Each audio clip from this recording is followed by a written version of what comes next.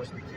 السلام علیکم ورحمۃ اللہ۔ حضرت مولانا اسامہ جو پوتے ہیں حضرت مولانا مفتی عاشق الہی رحمۃ اللہ علیہ، جو ہماری اکابرین میں سے ہیں اور ہم نے بڑی ان کی کتابیں پڑھی ہیں، سنا ہے ان کے بارے میں، دارالعلوم کراچی کے ابتدائی اساتذہ میں سے ہیں، تو ان کے یہ ماشاءاللہ پوتے ہیں، مدینہ منورہ میں رہتے ہیں، یہاں پہ ماشاءاللہ یہ عالم مفتی ہیں۔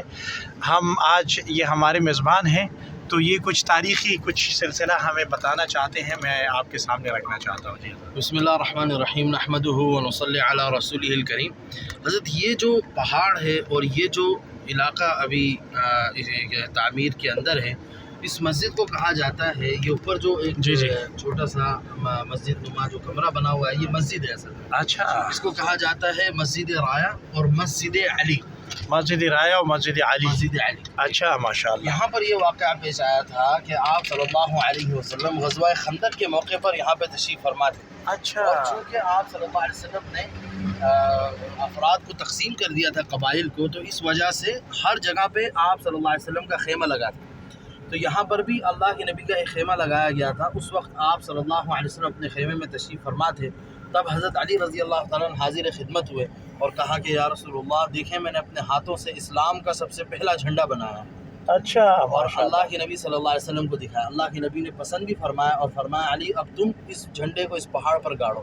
اچھا، تو علی رضی اللہ تعالیٰ عنہ نے اپنے دستے مبارک سے اس جھنڈے کو اس پہاڑ پر گاڑا تھا۔ تو اس وجہ سے رایا مطلب جھنڈے والا پہاڑ، جھنڈے والی مسجد، اور علی کیونکہ حضرت علی رضی اللہ تعالیٰ عنہ سے منسوب ہو گیا۔ اچھا، اس مسجد میں آپ صلی اللہ علیہ وسلم نے مختلف اوقات میں تقریباً 25 نمازیں ادا فرمائی۔ اچھا ماشاءاللہ، اور ماشاءاللہ۔ اسی جگہ پہ جہاں بھی ابھی ہم کھڑے ہیں، اس مسجد کے بالکل اس پہاڑ کے بالکل سامنے، اسی جگہ پہ مطلب اسی احاطے کے اندر وہ بھی واقعہ پیش آیا جو خندق کھودنے کے درمیان ایک چٹان آ گئی تھی۔ اچھا، یہ وہ علاقہ ہے؟ جی، یہ وہ علاقہ ہے، اسے کوئی توڑ نہیں پایا۔ آخر میں پھر آپ صلی اللہ علیہ وسلم نے اسے توڑا اور 3 ضربوں میں توڑا۔ اور عند کل ضربۃ یبرق السماء، ہر ضرب پر آسمان پر اور زمین پر گنگرجتی ہوئی بجلیاں نظر آئیں۔ تو صحابہ نے پوچھا یا رسول اللہ ما ھذا یا رسول اللہ، یہ کیا معاملہ ہے؟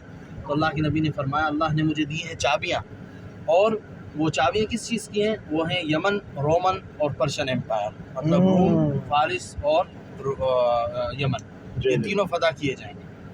اور یہ تینوں فتح ہوئے، لیکن یمن آپ صلی اللہ علیہ وسلم کے سامنے ہی فتح ہو گیا تھا، اور روم اور فارس جو ہیں یہ فتح ہوئے تھے حضرت عمر بن خطاب رضی اللہ تعالیٰ کے دور۔ ماشاءاللہ، جزاک اللہ، آپ نے بہت، یہ ناظرین وہ خندق ہے، اور یہاں پہ وہ پتھر جو حضرت سلمان فارسی رضی اللہ عنہ کے حصے میں آیا تھا نہیں توڑا جا سکا، تو پھر آپ صلی اللہ علیہ وسلم کو بلایا گیا اور آپ صلی اللہ علیہ وسلم نے پتھر باندھے تھے۔ اور یہ مسجد رایا، اپنے تاریخ سن لی ہمارے میزبان سے، اللہ جزائے خیر دے، بہت ہی انوکھا اور اہم واقعہ آپ نے بیان فرمایا۔